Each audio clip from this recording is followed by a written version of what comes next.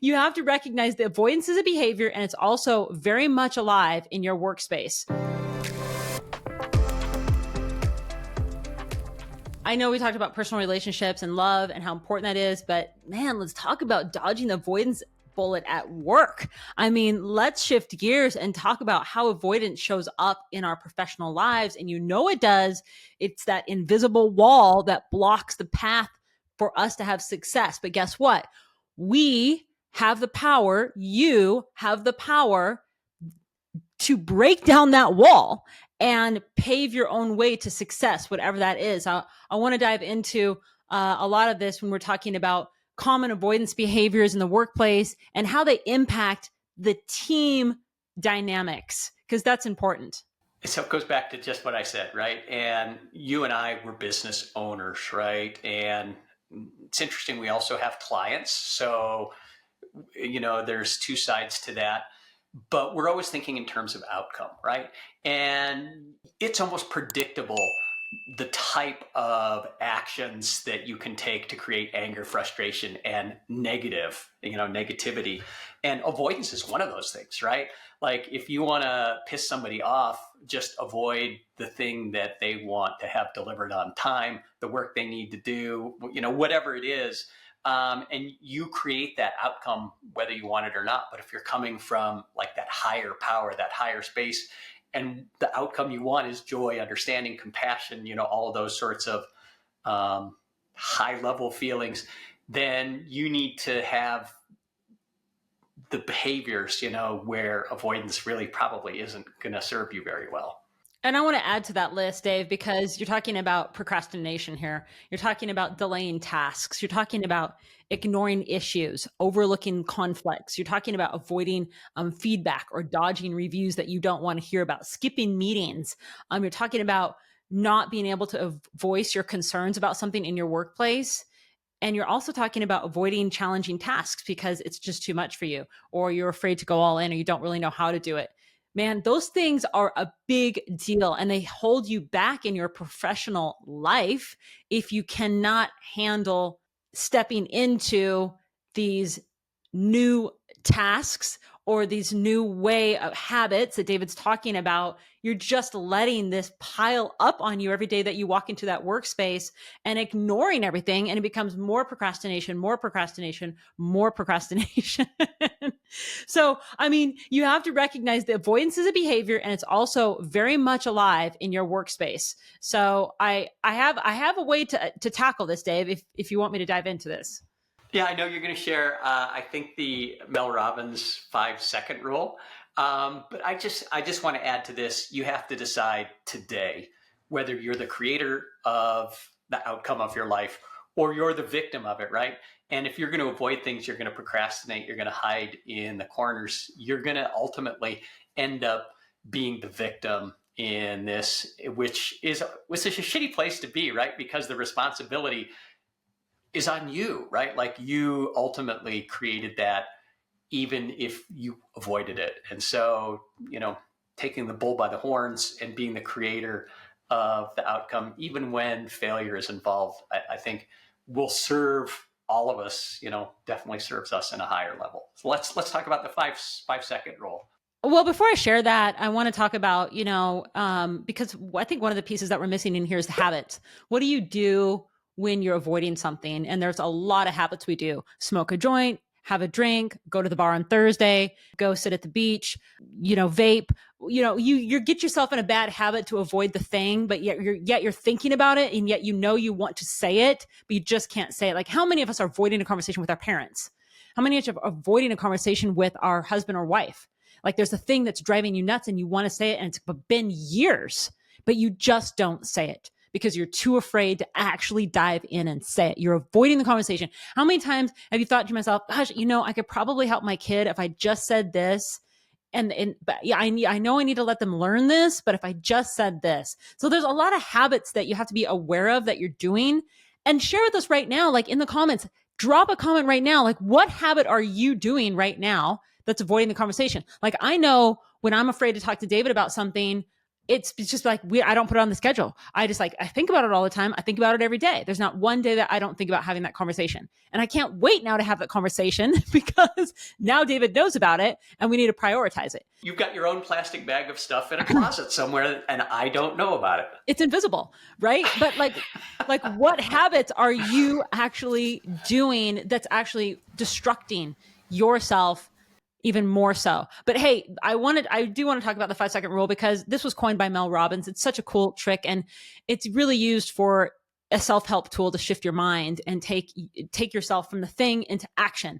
And it works like this. Let me give you an example. So imagine you're in a group of people, and Dave, you and I've been there, like a breakout session at an event or something, and you have a question and someone says, hey, raise your hand if you know the thing. And like, you're not going to raise your hand, or like, who wants to go first? And you don't raise your hand. Like, I don't think so. The 5-second rule is like magic. It's a countdown. And you're the one that be's brave to start. So you start counting backwards. You say to yourself, 5, 4, 3, 2, 1. And then you shoot your hand up and like, pick me. I'll do it, even though you're so scared to do it. And they're like, okay. And then you do it. It's like, it's playing a quick game to trick any worries in your mind about doing the thing you want to do. And also you use this to boost your confidence and become more brave and move yourself with intention back into the place that you need to be to have that conversation. You have questions at work that, I always think, like, when I was in a work environment, there was a lot of people around, like, you question things like, you think about the people at work, you think about the people that got fired, you think about the people that are getting awards, you think about the people that are causing you an issue. Think about the people next door to your office. You're thinking about that you deserve a raise, but you haven't said anything. You think about the different role that you want in your office. These are all things that you need to be like 5, 4, 3, 2, 1, raise your hand and like have the conversation. It's so important. I use the 5, 4, 3, 2, 1 in a situation which I'll be in tomorrow when I go into hyperbaric. I go into hyperbaric, they zip me up. I'm hyper claustrophobic. I have to put myself through 5, 4, 3, 2, 1 exercise to get myself to stay in that bubble for an hour. But it works and I do it. I keep myself busy enough that I'm like, okay, I'm brave. And then every time I go back, I'm not as afraid because I keep doing it over and over. And I've like proven to myself that I can do it. I remember a story, Dave, where I jumped in the river. I was on a summer swim and my legs got caught up underneath a tree branch.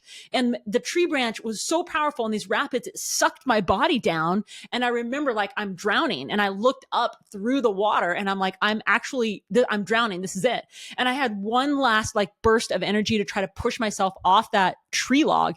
And I did, and it pushed me out into the rapids of water. I went to shore and I said to myself, and I was coughing because I had been drowning out there. And I thought to myself, I have got to get back in the river like 3 more times, because if I don't, I'll never get back in this river and swim. So I did. I got back in there and I avoided the tree branch, but I got back in there and I did it 3 more times to be like, okay, I know I can do this again. So I didn't know about the 5, 4, 3, 2, 1 rule though back then. This was like, I forced myself to do this. Maybe you should have avoided the tree branches. And now I know why every time I get in the river, you're always like, there's a tree over there. I'm like, it's a mile away. Don't go close to it. I know to avoid it. I know you feel claustrophobic, and so you have a hard time getting in that hyperbaric. So I think that's super cool. And I love you for doing that.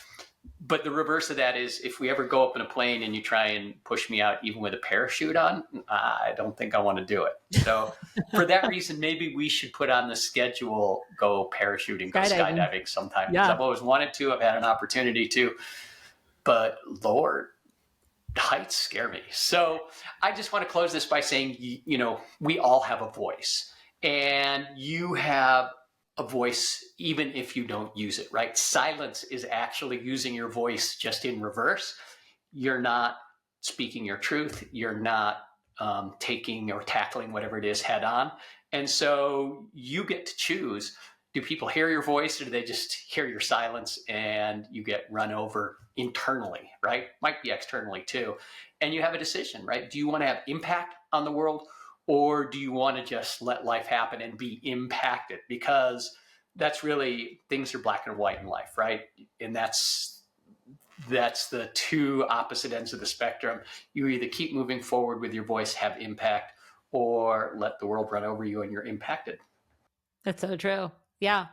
So yeah, 5, 4, 3, 2, 1, accomplish the goal. And if you're a business owner and you're like, how do I create a culture in my workplace that helps my team not have so much avoidance of conversation and avoiding tasks and avoiding procrastination? I want to share right now some ways that you can be thinking about that as a team leader yourself. Is that okay, Dave? I dive into my notes here. Number one is it's important for you as a leader to encourage your team to share concerns and ideas openly. And that rides down to the second, like, yeah, you want to encourage your team to share openly. You need to be accessible as a leader. If you're not accessible as a leader, your team can't approach you and actually share because then they're afraid of you. So you have to make yourself available or your managers available so that your team can share. Because if you're not approachable, that team is already starting the avoidance conversation and they're doing things and they're back talking you. And you know they're back talking you and they're showing up just for the paycheck.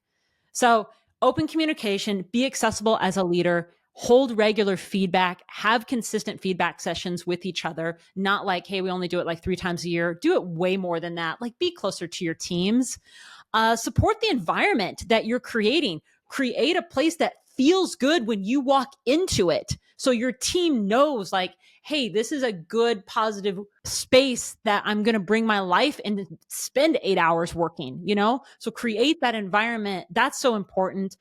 Define clear expectations of responsibilities, tasks, deadlines. Make sure your team knows about that. That creates confidence so that your team can actually like accomplish the goal. And then if the team is undertrained, they are not going to be willing to take on new skill sets if you're not providing more training and development for them. So you have to be, as a leader, saying, I've got to be thinking like, where is my team going? Where are each person here in the departments going? How can I level up their training and development? And then lastly is always gratitude, appreciation, recognition, reward, proactive behavior so that the team around you and them are learning what you get when they actually put their time, love, and energy into moving through the space. That creates a positive culture in your workplace.